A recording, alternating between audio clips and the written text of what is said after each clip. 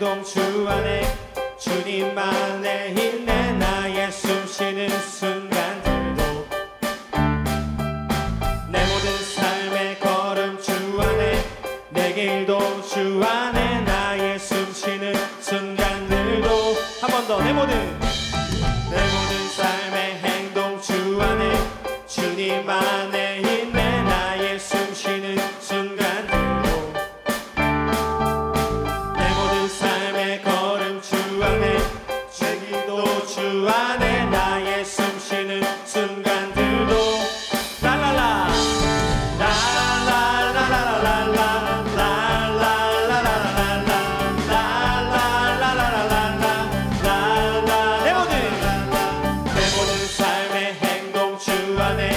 주님만의 힘내 나의 숨쉬는 순간들도 내 모든 삶의 걸음 주 안에 내 길도 주 안에 나의 숨쉬는 순간들도 랄랄라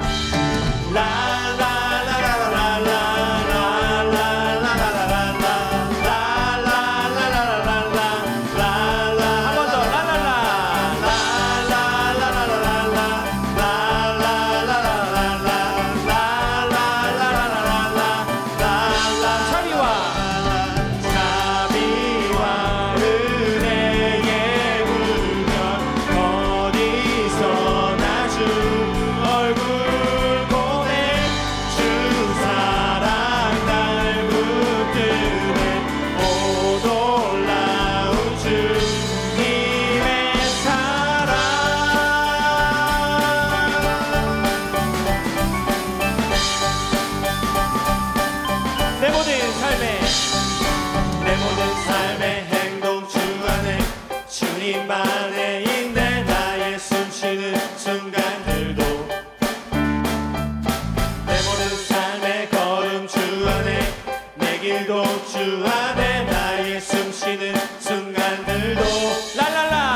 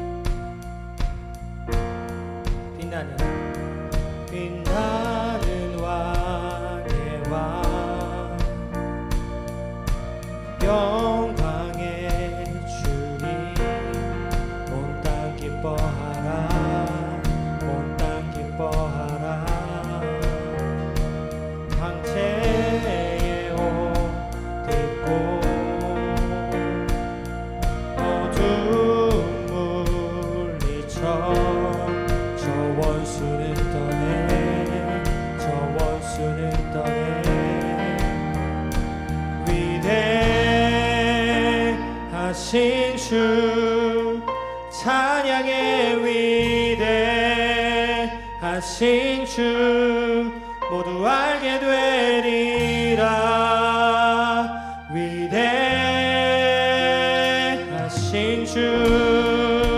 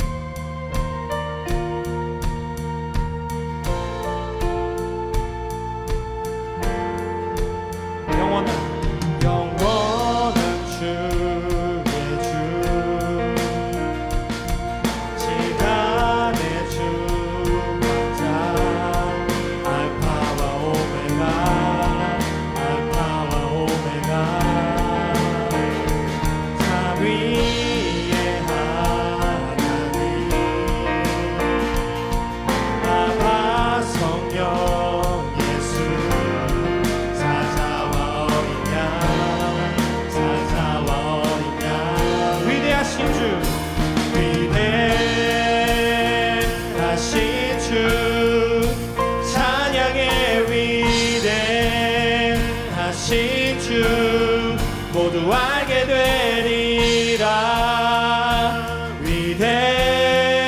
위대하신 주 한 번 더 위대하신 주 위대하신 주 찬양의 위대하신 주 모두 알게 되리라 위대하신 주 모든 이름 위에 모든 이름 위에 뛰어나신 이름 다 찬양의 위대하신 주 모든 이름 위에 모든 이름 위에 뛰어나신 이름 다 찬양의 위대하신 주 우리 목소리로만 위대하신 주 위대하신 주 찬양의 위대하신 주 모두 알게 되리라 위대하신 주 한 번 더 고백합시다 위대하신 주 위대하신 주 찬양의 위대하신 주 모두 알게 되리라 위대하신 주 마지막으로 한 번 더 위대하신 주 위대하신 주 찬양의 위대하신 주 모두 알게 되리라 위대하신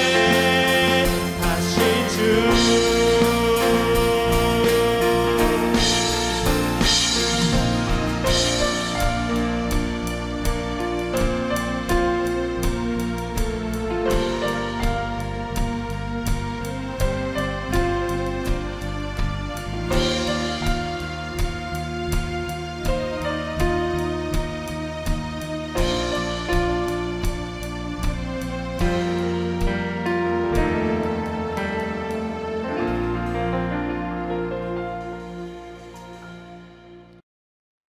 사도신경으로 신앙고백 하시겠습니다.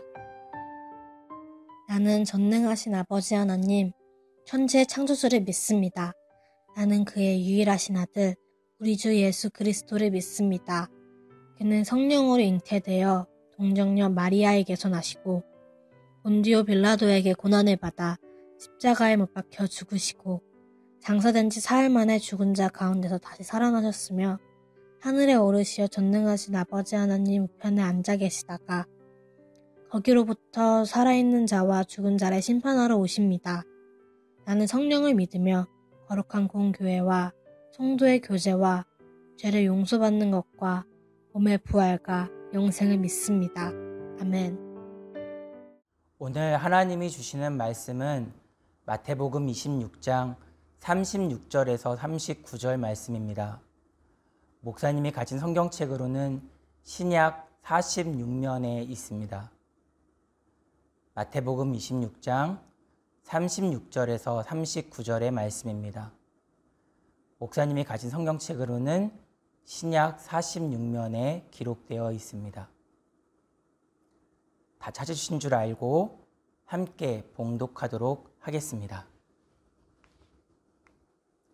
이에 예수께서 제자들과 함께 겟세마네라는 곳에 이르러 제자들에게 이르시되 내가 저기 가서 기도할 동안에 너희는 여기 앉아 있으라 하시고 베드로와 세베대의 두 아들을 데리고 가실새 고민하고 슬퍼하사 이에 말씀하시되 내 마음이 매우 고민하여 죽게 되었으니 너희는 여기 머물러 나와 함께 깨어 있으라 하시고 조금 나아가사 얼굴을 땅에 대시고 엎드려 기도하여 이르시되 내 아버지여 만일 할만하시거든 이 잔을 내게서 지나가게 하옵소서.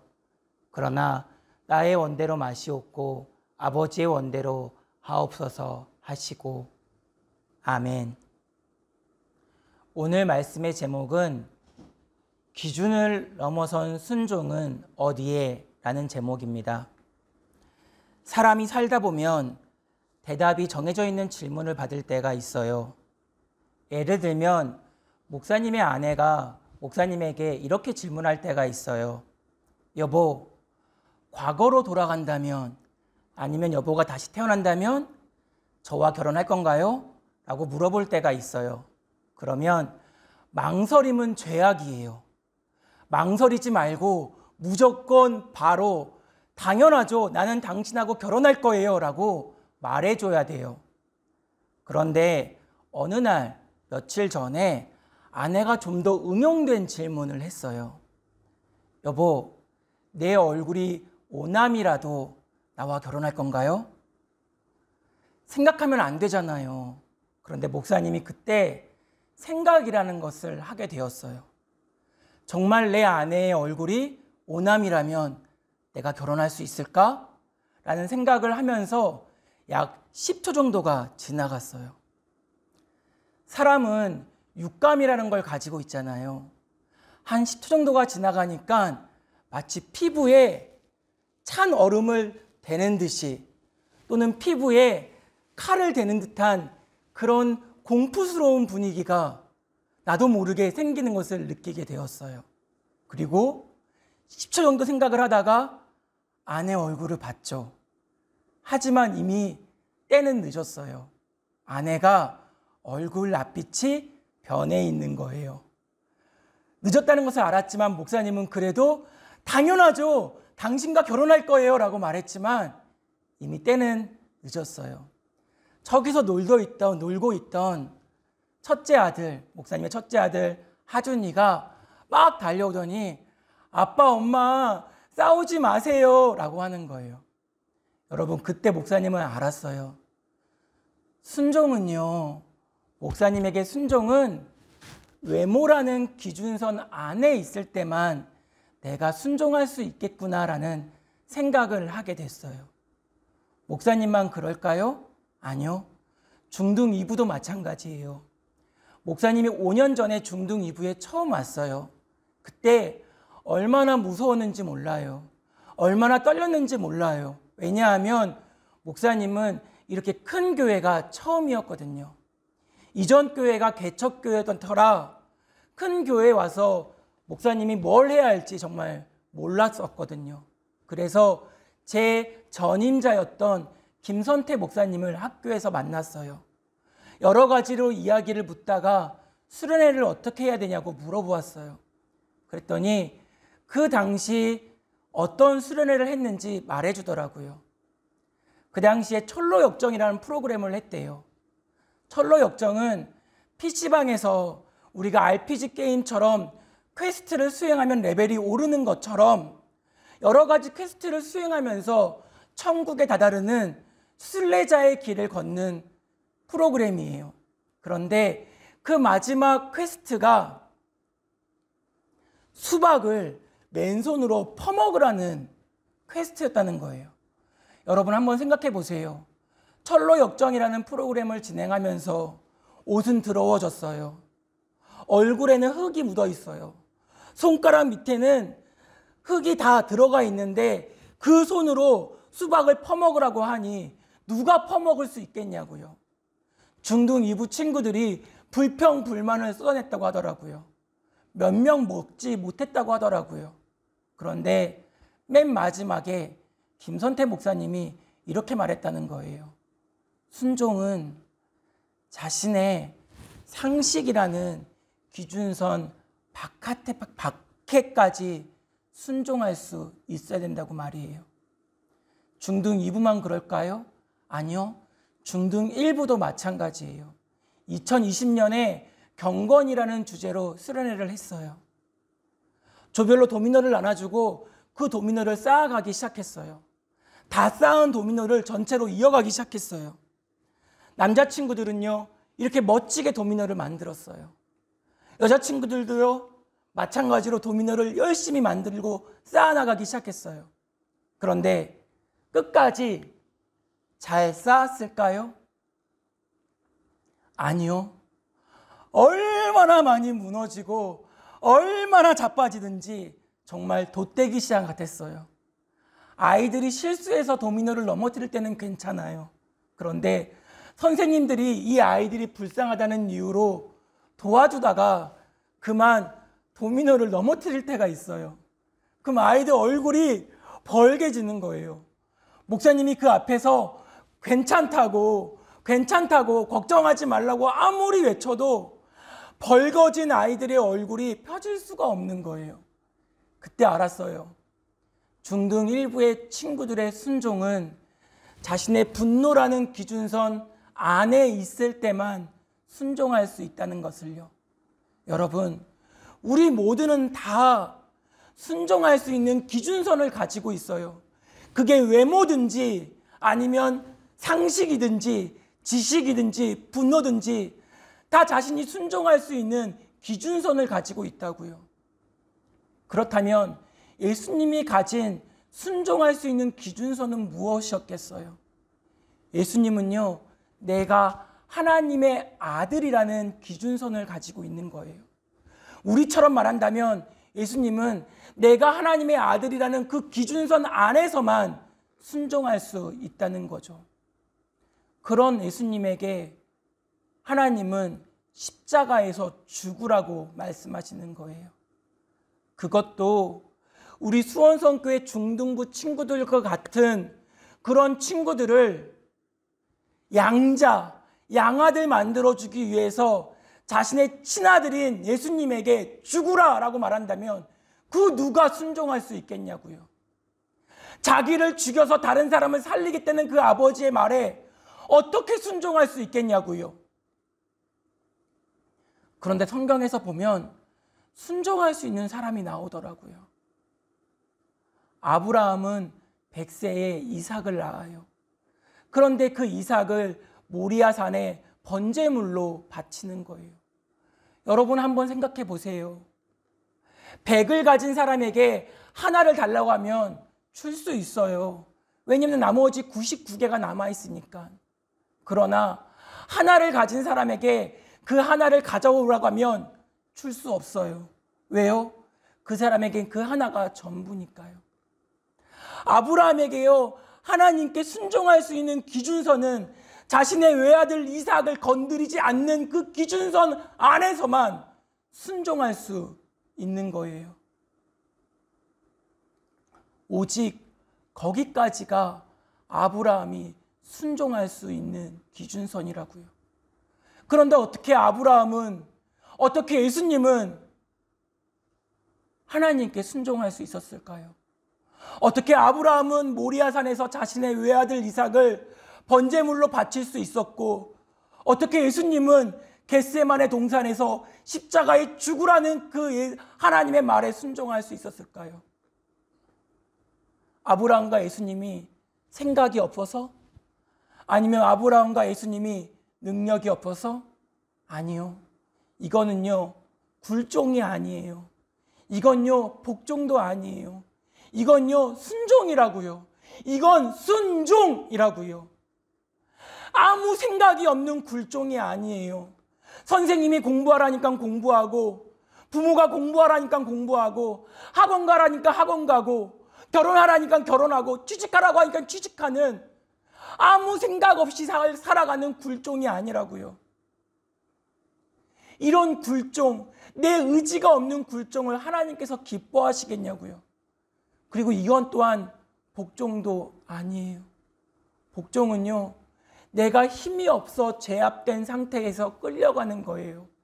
마치 일진들이 힘을 다해서 돈을 빼앗는 것처럼, 아니면 어떤 일을 시킬 때에 어쩔 수 없이 해야 되는 것 같은 그런 굴종이 아니라고요. 이건 순종이에요.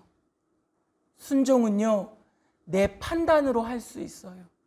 내가 판단할 수 있어요. 아브라함은요, 판단할 수 있었어요. 이 이삭은 아브라함에게 마지막 아들이자 외아들이에요. 왜요? 자신의 아내 사라의 경수가 끊어졌으니까. 생리가 끊어졌으니까. 이제 갱년기를 지나서 폐경기에 다다른 사라가 어떻게 아기를 낳을 수 있겠냐고요. 사라는 더 이상 아기를 낳을 수 없어요. 그 말은 이 외아들 이삭 다음에 다른 아들이 자기에게 없다는 거예요. 충분히 판단할 수 있어요. 그런데 아브라함은 자신의 판단이라는 기준선을 넘어 하나님께 순종하는 거예요. 그럼 예수님은요? 예수님은 나이가 33이에요. 갈릴리 호수를 중심으로 해서 여러 군데를 다녔다고요. 남서쪽으로 말하면 나사렛, 남동쪽으로 말하면 가다랴, 북서쪽으로 말하면 가버나움, 북동쪽으로 말하면 벳세다, 그 모든 거리를 다 자기의 두 발로 다녔다고요. 그러면 얼마나 많은 강한 하체를 가질 수 있었겠냐고요. 도망가려고 도망치면 그 누구도 따라잡을 수 없어요. 충분히 도망칠 수 있는 능력이 있었다고요. 누구에게? 예수님에게.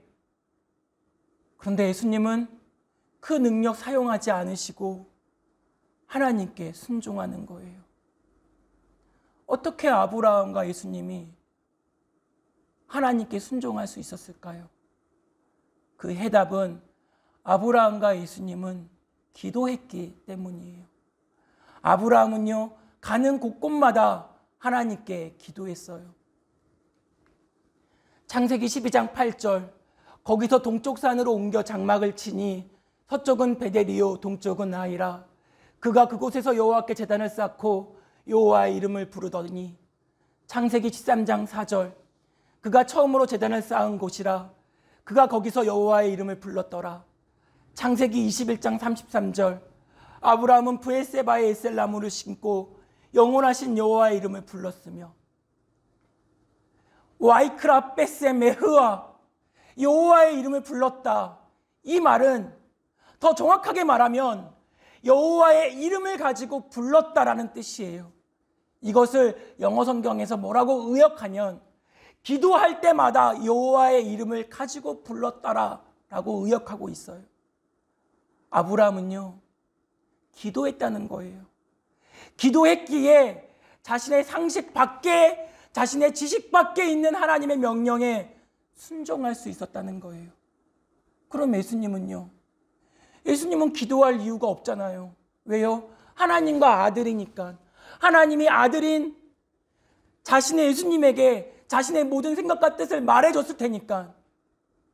그런데 기도라는 헬라어가 여러 종류가 있지만 그 중에 대표적인 단어 프로시코마이라는 헬라어 단어를 신약 전체에서 85회 써요. 그런데 요한복음을 뺀 나머지 마태, 마가, 누가에서만 무려 절반이 넘는 44회를 쓰는 거예요. 그리고 지금 이 순간에도 예수님은 겟세마네 동산에서 엎드려서 기도하고 있어요. 여러분, 그러면 예수님은 기도해야 되지 않아야 되잖아요.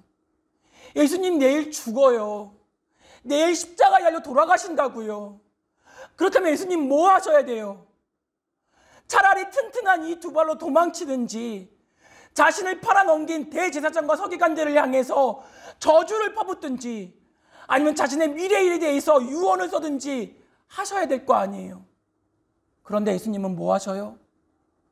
겟세마네 동산에서 엎드려서 땀방울이 핏방울 되듯이 기도하시는 거예요.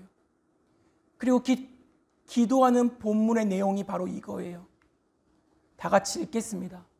조금 나아가사 얼굴을 땅에 대시고 엎드려 기도하여 이르시되 내 아버지여 만일 할만하시거든 이 잔을 내게서 지나가게 하옵소서. 그러나 나의 원대로 마시옵고 아버지의 원대로 하옵소서 하시고. 이게 무슨 말씀이에요? 아버지, 나 안 죽고 싶어요. 하나님, 나 안 죽고 싶어요. 그러나 나의 지식, 나의 상식, 나의 분노밖에 있는 순종에 내가 응답하게 해주세요. 이것으로 기도하는 거잖아요.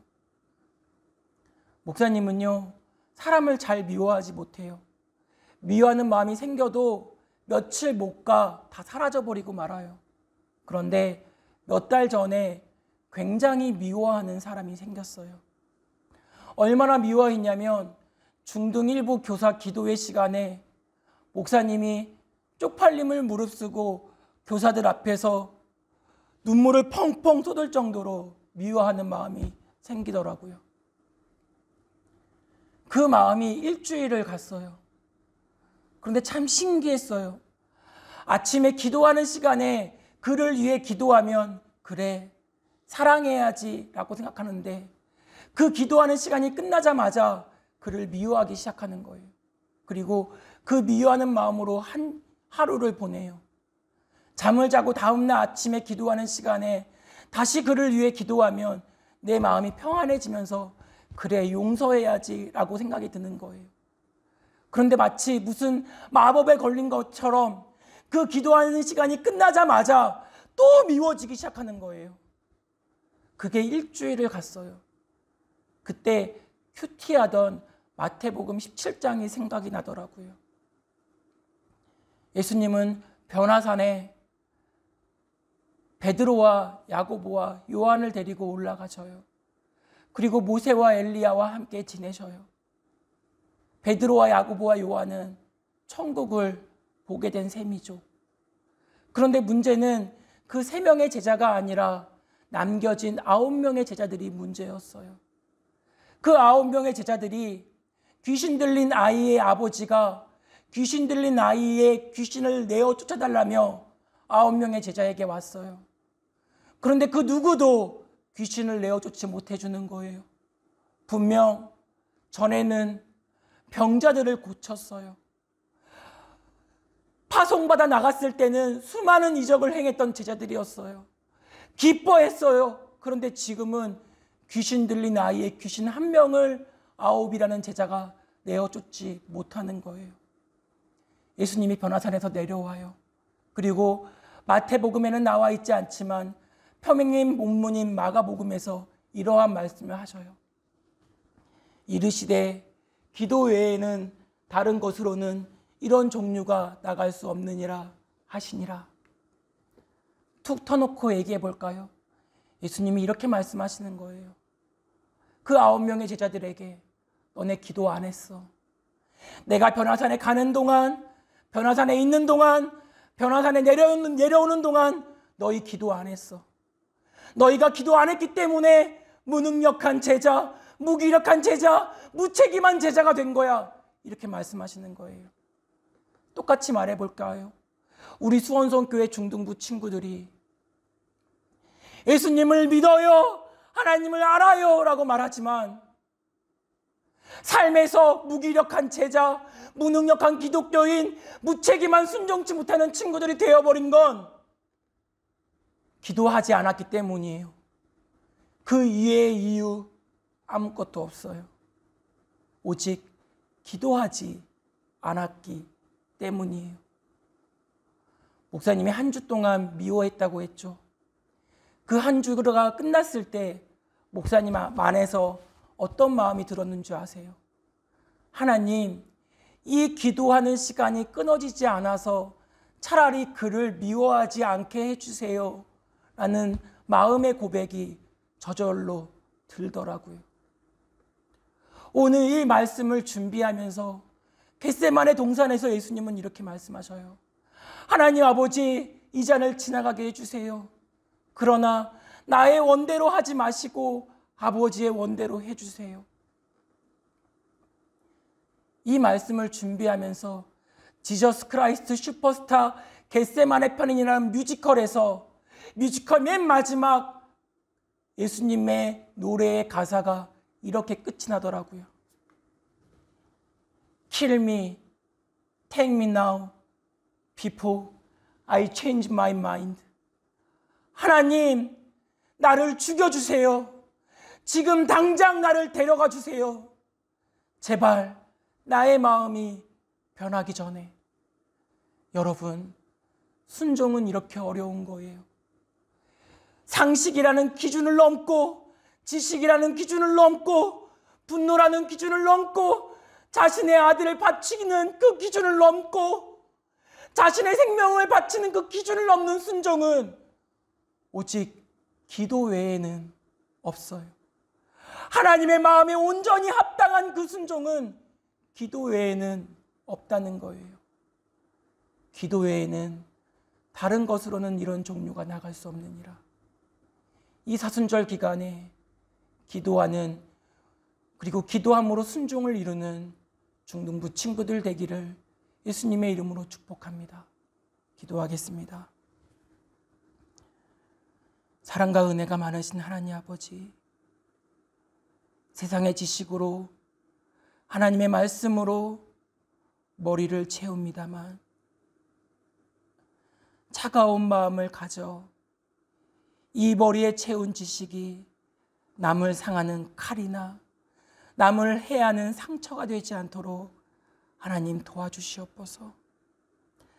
기도로 따뜻한 마음을 품어 오직 말씀이 마귀와 대항하는 검이 되고 남을 따뜻하게 위로하는 망토가 되어 하나님의 나라를 위하고 이루는 도구로서 우리 중등부 친구들을 사용하여 주시옵소서.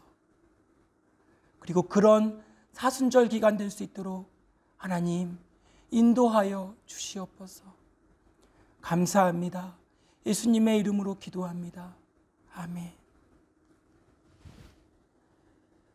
내 죄를 대속해 주시는 예수 그리스도의 그 크신 은혜와 내 인생의 주인이시자 역사의 섭리자 되시는 하나님 아버지의 그 크신 사랑과 중등부로 하여금 교만치 않게 하시고 오직 겸손케 하시어 중등 1부와 중등 2부로 하여금 연합케 하시고 낙심치 않게 하시며 성령의 띠와 화평의 띠와 사랑의 띠로 하나로 묶어주시는 성령 하나님의 감동, 감화, 충만하신 역사가 이 사순절 기간에 오직 기도로 순종을 이루기를 다짐하는 우리 중등부 친구들 머리 위에, 그들이 속해 있는 가족 위에, 그들이 속해 있는 공동체 위에, 그리고 수원성 교회 위에, 온 교회 위에 이제로부터 영원까지 함께 있을지어다. 아멘.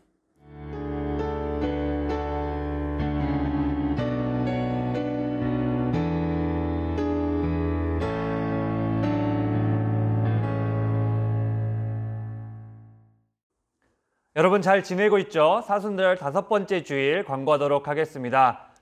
코로나19 바이러스 전 세계적으로 지금 많은 위기 중에 있습니다. 우리나라도 아직 안심할 단계는 아니라고 합니다. 계속해서 손 씻기, 개인위생 철저히 지켜서 아무도 위험하지 않은 우리 모든 중등부 친구들, 선생님들 되었으면 좋겠습니다.